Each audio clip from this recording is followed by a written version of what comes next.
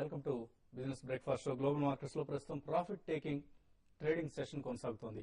So last night US markets trading చివరిలో స్వల్ప నష్టాలతో ముగిశాయి. సో లాభాల స్వీకరణే దీనికి కారణంగా చెప్పుకోవచ్చు. ఎస్టీఎక్స్ నిఫ్టీ ప్రస్తుతం 5 పాయింట్ల నష్టంతో ట్రేడ్ అవుతుంది 5699 దగ్గర. సో ఫైనాన్షియల్ ఇయర్ అంతాన్ని సమీపిస్తున్నాం మనం. మార్కెట్స్ సంబంధించి Indian markets last few days గా చీర్ఫుల్ సెషన్స్ తో కొనసాగుతున్నాయి. సో లాస్ట్ వీక్ 5% పైగా పెరిగిన నిఫ్టీ నిన్న మరొక శాతం పెరిగింది. సో లాస్ట్ 5 ట్రేడింగ్ సెషన్స్ లో 6% పైగా నిఫ్టీ లాభపడటం గమనించాం. సో 5700 మార్క్ కు చేరువైంది. 200 డే మూవింగ్ యావరేజ్ కు దగ్గరగా నిఫ్టీ మూవ్ అవుతోంది. సో వరుసగా 5 రోజు మార్కెట్స్ లాభపడటం గమనించాం. నిన్న కూడా బ్యాంకింగ్, ఆటో స్టాక్స్ ర్యాలీని లీడ్ చేయడం గమనించాం. సో అయితే అదే సమయంలో ఇన్ఫోసిస్ టెక్నాలజీస్ లాంటి స్టాక్స్ లో, లార్జ్ క్యాప్ ఐటీ స్టాక్స్ లో కరెక్షన్ కూడా గమనించాం. లాస్ట్ ఇందాకే అనుకున్నట్లుగా 1 వీక్ లో సెన్సెక్స్ 6.2% పెరిగింది. లాస్ట్ 1 మంత్ లో ఆల్మోస్ట్ 6.3% పెరిగింది.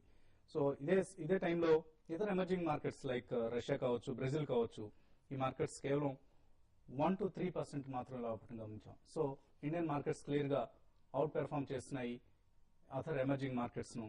సో దీనికి ప్రధానంగా 3 కారణాలు చెప్పుకోవచ్చు. ఇయర్ ఎండ్ కంపల్షన్స్, అంటే ఇయర్ ఎండ్ కి సంబంధించి ఎన్ఏవిస్ ను షోరప్ చేసి పెంచి చూపించాల్సిన బాధ్యత మ్యూచువల్ ఫండ్స్ అలాగే ఇతర పోర్ట్ఫోలియో మేనేజర్స్ మీద ఉంటుంది. సో ఈ పరిస్థితుల్లో ఇయర్ ఎండ్ కొంత ర్యాలీ రావడం మనం గమనిస్తూ ఉంటాం సహజంగా, unless it's very dull year. అలాగే క్రూడ్ ఇక్కడ రెసిస్టెన్స్ ఫేస్ చేస్తుంది. ఇన్ఫాక్ట్ నైమెక్స్ క్రూడ్ ప్రైస్ $103.35 కు దిగి వచ్చింది. సో హైయర్ లెవెల్స్ నుంచి క్రూడ్ కిందకి రావడం కొంత రిలీఫ్ గా అనుకోవచ్చు. ఎస్పెషల్లీ మనలాంటి ఆయిల్ ఇంపోర్టింగ్ నేషన్స్ కు ఇది చాలా పెద్ద రిలీఫ్ గా చెప్పుకోవచ్చు. ఇక 3వ పాయింట్, కొంత షార్ట్ సెల్లర్స్ ను స్క్వీజ్ చేయడం అప్పుడప్పుడు బుల్ ఆపరేటర్స్ కు అవకాశం దక్కుతుంది. ఈసారి అదే ట్రెండ్ మనం గమనిస్తున్నాం. సో లాస్ట్ ఫ్యూ సెషన్స్ లో మనం గమనిస్తున్న ర్యాలీకి ఈ 3 ప్రధాన కారణంగా చెప్పుకోవచ్చు. అలాగే ఎఫ్ఐఎస్ తిరిగి తాజాగా ఇండియన్ మార్కెట్స్ కు నిధులు కేటాయిస్తున్నారన్న అంశం స్పష్టంగా కనిపిస్తోంది. ఆ మేరకు మనకు సంకేతాలు అందుతున్నాయి. టాటా మోటార్స్ కావచ్చు, ఎల్ఎన్టీ కావచ్చు, ఇటువంటి లార్జ్ క్యాప్ స్టాక్స్ లో ఎఫ్ఐఎస్ తిరిగి కొనుగోళ్లు కొనసాగిస్తున్నారు. నేను కూడా మనం గమనిస్తే ఇండియన్ డొమెస్టిక్ ఇన్స్టిట్యూషనల్ ఇన్వెస్టర్స్ 286 కోట్ల రూపాయల మేరకు అమ్మకాలు జరిపితే ఎఫ్ఐఎల్ మాత్రం 890 కోట్ల రూపాయల మేరకు కొనుగోలు జరిపారు. సో ఓవరాల్ గా ఎఫ్ఐఎస్ తిరిగి ఇండియన్ మార్కెట్స్ లో సెలెక్టివ్ స్టాక్స్ లో పొజిషన్స్ తీసుకుంటున్నారంటానికి సూచనలు కనిపిస్తున్నాయి. అలాగే of course mid cap stocks like Sterlite Technologies కావచ్చు, పార్సనాథ్ కావచ్చు, ఇటువంటి స్టాక్స్ లో నేను హైటెండ్ యాక్టివిటీ గమనించాం. ఈవెన్ గోడ్రేజ్ ప్రాపర్టీస్ లాంటి స్టాక్స్ లో కూడా లాస్ట్ ఫ్యూ డేస్ గా, ఇన్ఫాక్ట్ గోడ్రేజ్ ప్రాపర్టీస్ ని గమనిస్తే లాస్ట్ ఫ్యూ ట్రేడింగ్ సెషన్స్ లో ఆల్మోస్ట్ లాస్ట్ క్వార్టర్ లో 30% పెరగడం గమనించాం. సో ఇటువంటి మూవ్స్ కొన్ని సెలెక్ట్ రియల్ ఎస్టేట్ స్టాక్స్ లో కూడా కొంత అప్వర్డ్ ట్రెండ్ కనిపిస్తూ ఉండడం మార్కెట్స్ సంబంధించి కొంత పాజిటివ్ డెవలప్మెంట్ గా తీసుకోవచ్చు. సో మార్కెట్స్ సంబంధించిన అంశాలపై ప్రస్తుతం మనతో మాట్లాడేందుకు అనలిస్ట్ సుందరరాజా గారు, అలాగే మ్యూచువల్ ఫండ్స్ సంబంధించి Govardhan Reddy, manager mutual funds RLP securities నుంచి మొదటిసారిగా షోకి ఇచ్చేశారు. సో వెల్కమ్ గోవర్ధన్ రెడ్డి గారు. సో నిఫ్టీ 5400 నుంచి 5700 పెరిగింది లాస్ట్ ఫ్యూ సెషన్స్ లో, ఆల్మోస్ట్ 5 సెషన్స్ లో పెరిగిందని చెప్పుకోవచ్చు మనం. అలాగే March 31 F&O ఎక్స్పైరీ కూడా ఉంది. ఇయర్ ఎండ్ కూడా మనం సమీపిస్తున్నాం. So Nifty 200 day moving average కి దగ్గరలో ఉంది 5690 దగ్గర. సో ఈ పరిస్థితుల్లో నిఫ్టీ సమీప భవిష్యత్తులో 6000 మార్క్ ను టచ్ చేసే అవకాశాలు ఎంతవరకు ఉన్నాయి? ట్రెండ్ చూస్తే డెఫినెట్ గా పాజిటివ్ అండి. ఎందుకంటే లాస్ట్ ఒక 1 మంత్ గా కన్సాలిడేషన్ తర్వాత మనం last week up side breakout చూసాం అనమాట. సో దీంతో short term up trend begin అయినట్టుగా చెప్పుకోవచ్చు. అలాగే మీడియం టర్మ్ అప్ ట్రెండ్ కూడా బిగిన్ అవచ్చు. ఎందుకంటే కనుక వీక్లీ చార్ట్ లో మనం లాంగ్ కన్సాలిడేషన్ తర్వాత ఈ బ్రేక్అవుట్ చూసాం. కాకపోతే కరెంట్ రేట్ 5700 దగ్గర మీరు చెప్పినట్టు 200 days long term moving averages ఉండడం వల్ల అక్కడ చిన్న పాస్ వచ్చే అవకాశం కనిపిస్తుంది. అలాగే టెక్నికల్ గా బ్రేక్అవుట్ వచ్చింది కాబట్టి ఒక పుల్ బ్యాక్ కరెక్షన్ కూడా వచ్చే అవకాశం కనిపిస్తుంది. కానీ ఇది మామూలుగా సాధారణంగా జరిగే విషయం. సో పెద్ద ఆందోళన పడాల్సిన అవసరం లేదు.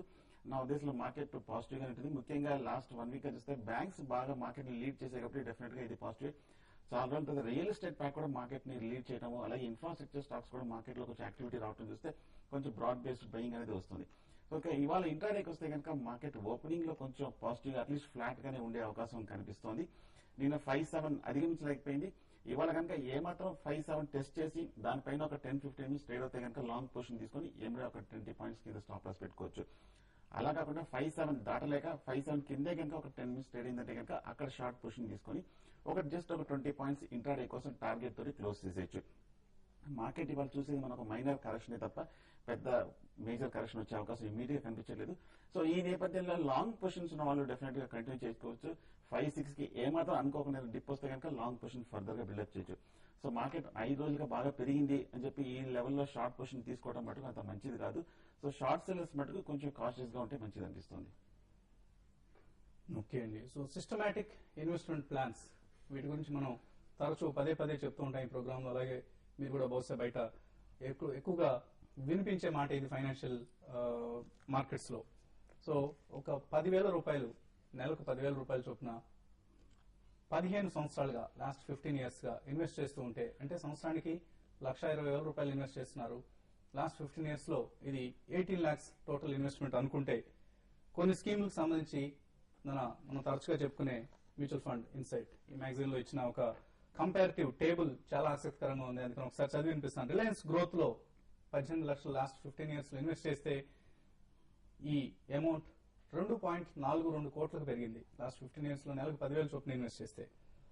అలాగే హెచ్డిఎఫ్సి ఈక్విటీలో ఇన్వెస్ట్ చేస్తుంటే 2.3 crores పెరిగింది, అంటే 30% రిటర్న్ వచ్చింది. రిలయన్స్ గ్రోత్ లో అత్యధికంగా 30.7% వచ్చింది. అలాగే ఫ్రాంక్లిన్ ఇండియా బ్లూ చిప్ లో 1.78 crores అయింది, అంటే 27.3% రేట్ ఆఫ్ రిటర్న్ వర్కౌట్ అయింది. అలాగే ఫ్రాంక్లిన్ ఇండియా ప్రైమా ప్లస్ లో 1.65 crores, Franklin India prima scheme లో 1.55 crores, మ్యాగ్నమ్ ట్యాక్స్ గెయిన్ లో 1.38 crores, హెచ్డిఎఫ్సి క్యాపిటల్ బిల్డర్ లో 22.9% రిటర్న్, అంటే 1.21 crores అయింది, 18 lakhs. అలాగే యూటీఐ మాస్టర్ ప్లస్ లో 91 లో వచ్చింది. అదే ఇయర్ లో నేను కూడా మార్కెట్స్ లోకి వచ్చాను.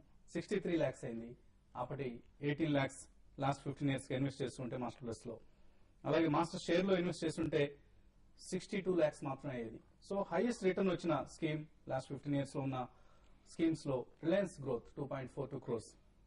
అలాగే November 1st, 2004 నుంచి కనుక, అంటే లాస్ట్ 5 years నుంచి కనుక 6 years నుంచి కనుక ఇన్వెస్ట్మెంట్ స్టార్ట్ చేస్తుంటే, అలాగే November 2007 లో కనుక రిటర్న్ ఒకసారి క్యాల్కులేట్ చేస్తే 3 years లో 50% వచ్చింది.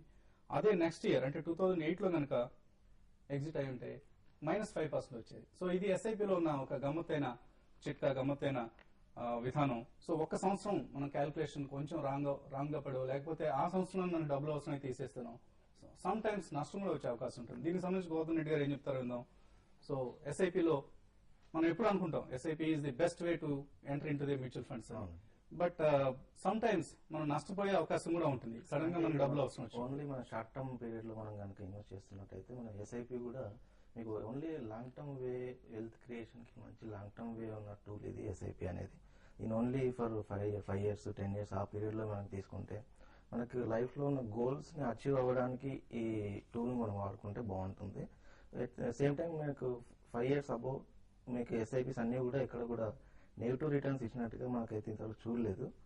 కాకపోతే ఈవెన్ 2008 అలాంటి సిచ్యువేషన్స్ మనకు 5 years ఒకసారి సైకిల్ అన్నప్పుడు అట్లా రిపీట్ అవుతానే ఉంటాయి.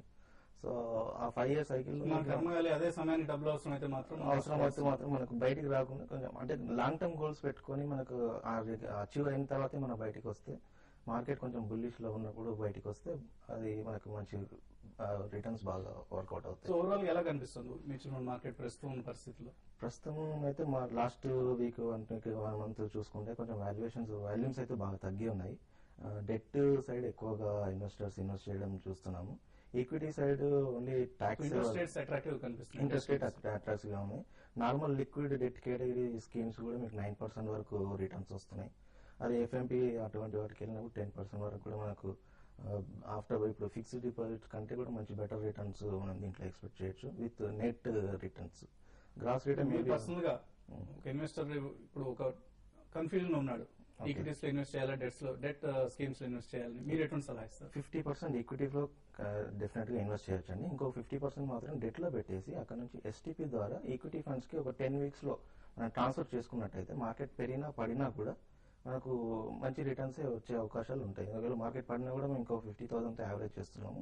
మార్కెట్ పెరిగినా కూడా ఆల్రెడీ 50,000 ఇన్వెస్ట్ చేశాం కాబట్టి ఎట్లయినా మనకి మంచి రిటర్న్స్ ఎక్స్పెక్ట్ చేయొచ్చు. కాబట్టి షార్ట్ టర్మ్ లో 1-2 months కొంచెం మార్కెట్ వాలటిలిటీగా ఉంటుంది అంటున్నారు. సో ఎస్టీపీ అయితే మంచి ఆప్షన్ ఇప్పుడు మనకి 50-50 అయితే బెటర్ అండి. అండ్ డెట్ లో ఉంచిన అమౌంట్ ని ఎప్పటికప్పుడు 10 weeks లో మనం ట్రాన్స్ఫర్ చేసుకుంటే బెటర్ అండి అది. ఓకే అండి. So this is the best course of action అంటున్నారు ప్రస్తుతం ఉన్న పరిస్థితిలో గౌతమ్ రెడ్డి గారు. కవిత హైదరాబాద్ నుంచి కాలర్ లైన్ ఉన్నారు. కవిత గారు చెప్పండి. అడగండి కవిత గారు. హలో, నమస్కారం అండి. నమస్తే అండి. నాకు ఎయిర్లైన్స్ స్టాక్స్ గురించి కావాలండి. Jackson airlines and KFA SpiceJet అండి. Jackson, KFA and SpiceJet ఈ మూడిట్లో కొందాం అనుకుంటున్నారా? ఆల్రెడీ పొజిషన్స్ ఉన్నాయండి. జాక్సన్, స్పైస్ జెట్ ఆల్రెడీ తీసుకున్నానండి. జాక్సన్ కొంచెం ఎక్కువ రేట్ లో తీసుకున్నాను. 14 రూపీస్ కాస్ట్ లో తీసుకున్నానండి. స్పైస్ జెట్ 39 లో తీసుకున్నాను. అండ్ కేఎఫ్ఏ తీసుకుందామన్న ఆలోచన ఉంది. మీరు సజెస్ట్ చేస్తారా లేదా అని. సో ఎయిర్లైన్ స్టాక్స్ మీద బులిష్ గా ఉన్నారు కవిత గారు, ఎంతవరకు కరెక్ట్ అది? అలాగే కేఎఫ్ఏ ఇప్పుడు తీసుకోవచ్చా? 3 ఎయిర్లైన్ స్టాక్ చూస్తే కనుక బేరిష్ గా కనిపిస్తుందండి. ఇటీవల మనం చూసాము క్రూడ్ ఆయిల్ $75 నుంచి $105 దాకా ఇంచుమించు పెరగడం జరిగింది. దీంతో ఎయిర్లైన్స్ కూడా ఏటీఎఫ్ కూడా కొంచెం పెంచడం జరిగింది, ఛార్జెస్ పెరగడం జరిగింది. సో ఇవన్నీ అంశాలు చూస్తే కనుక డెఫినెట్ గా ఈ సెక్టార్ కి నెగిటివే. జాక్సన్ ఎయిర్లైన్స్ $9 ట్రేడ్ అవుతుంది. లాస్ట్ 5 years లో చూస్తే నెగటివ్ ప్రాఫిట్స్ లో ఉన్నాయి, లాసెస్ లో ఉన్నాయి. సో ఈ స్టాక్ ని పూర్తిగా అవాయిడ్ చేయండి. కేఎఫ్ఏ చూస్తే కనుక 80 రూపీస్ నుంచి కంటిన్యూస్ గా 40 రూపీస్ వరకు కన్సాలేషన్ అవుతుంది. సో పెద్దగా ఈ పాజిటివ్ ట్రెండ్ కనిపించట్లేదు. ఈ స్టాక్ ని కూడా అవాయిడ్ చేయండి. అలాగే స్పైస్ జెట్ చూస్తే లాస్ట్ ఈ ఇయర్ మీద కొంచెం పాజిటివ్ రావడం జరిగిందండి. సన్ టీవీ కళ అనేది మన దీంట్లో మేజర్ స్టేక్ తీసుకోబోతున్నారు, తర్వాత యాక్టివిటీ వచ్చింది. బట్ టెక్నికల్ గా చూస్తే కనుక పెద్ద మూవ్మెంట్ కనిపించలేదు. 3 వీక్ గానే కనిపిస్తుంది ప్రస్తుతం. నెక్స్ట్ కాలర్ రామకృష్ణ శ్రీకాకుళం నుంచి. రామకృష్ణ గారు చెప్పండి. రామకృష్ణ గారు నమస్తే అండి. నమస్తే సార్. నమస్తే వసంత గారు, సుందరరాజు గారు. మీరు చేసి అనాలిసిస్ ప్రోగ్రామర్ గా ప్రతి స్టాక్ చెప్పే టెక్నికల్స్ కూడా చాలా బాగా వర్కౌట్ అవుతున్నాయి సార్. ఫెర్టిలైజర్స్ 76 లో 350 తీసుకున్నానండి. నేను తీసుకున్న తర్వాత అది 67-68 వరకు వచ్చింది సార్. అయితే ఇప్పుడు ప్రెసెంట్ అది డీకంట్రోలింగ్ సంబంధించి న్యూస్ ఏదో ఉందా అంటాను. ఇప్పుడు ఈ సేల్ నేను ఉండాలా లేకపోతే ఎగ్గితే మరలా లో కొనమంటారా అని చెప్పి కొనుక్కోవాలనుకుంటున్నాను సార్. ఇన్ఫాక్ట్ నిన్ననే మీటింగ్ జరిగిందండి. యూరో పాలసీ సంబంధించి కమిటీ ఆఫ్ సెక్రటరీస్ మీటింగ్ నేను జరగడం గమనించాం. అయితే ఇంకా మీటింగ్ లో ఒక నిర్ధారణకు రాలేదు ఎటువంటి పాలసీని అడాప్ట్ చేయాలన్నది. ఎడిషనల్ సబ్సిడీ ఇవ్వాలి, హైయర్ ప్రొడక్షన్ ఉన్న కంపెనీస్ కి ఎడిషనల్ సబ్సిడీ ఇవ్వాలన్న అంశం మీద కొంత సందిగ్ధత నెలకొంది. ఇది ప్రధానంగా డీసీఎం శ్రీరామ్ కావచ్చు, క్రిప్కో, ఎన్ఎఫ్సీఎల్ ఇటువంటి కంపెనీల మీద కొంత సందిగ్ధత ఉంది. కొన్ని అంశాలు ఈ కంపెనీలకు సంబంధించినవి అడ్డంకిగా మారినట్లుగా తెలుస్తోంది. అందువల్లనే నిన్న డెసిషన్ రాలేదు. బహుశా 1-2 రోజుల్లో దీనికి సంబంధించిన డెసిషన్ వచ్చే అవకాశం ఉంది. టెక్నికల్ గా ఎలా కనిపిస్తుంది చంబల్ చూస్తే లాస్ట్ ఒక 2-3 days కానీ మంచి అప్ మూవ్మెంట్ వచ్చిందండి. 70 రూపీస్ నుంచి ఇంచుమించు 80 రూపీస్ వరకు పెరగడం జరిగింది. నా దశలో చంబల్ మటుకు ఒక్క స్టాక్ ఈ సెక్టర్ లో కొంచెం పాజిటివ్ గా కనిపిస్తుంది. ప్రస్తుతం మీరు హోల్డ్ చేయండి. డిప్ లో వచ్చా కూడా మీరు ఒక 70 రూపీస్ దగ్గర మళ్ళీ బై చేయొచ్చు కూడా. ఓకే అండి, ఇప్పుడు చిన్న బ్రేక్ తీసుకుందాం.